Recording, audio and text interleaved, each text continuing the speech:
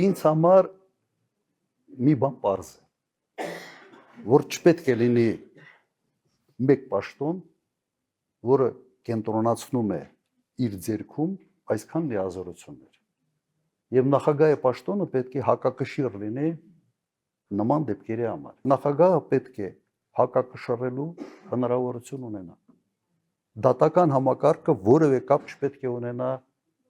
գործադիր իշխանության հետ։ Սա ուղղակի մի խայտառակություն է այն ամենը, ինչ կատարում է դատական համակարգում։ Այո, պետք է անպայման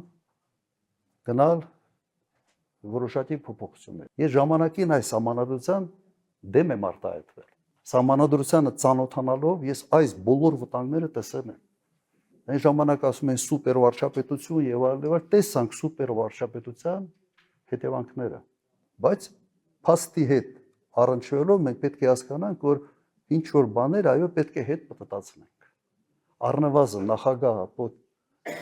ոչ թե այն խորհրդարանով պետք է ընտրվի, նույն խորհրդարանը ընտրում է վարչապետը, նույն խորհրդարանը ընտրում է նախագահը, նույն խորհրդարանը ընտրում է BDԽ-ը, նույն խորհրդարանը ընտրում է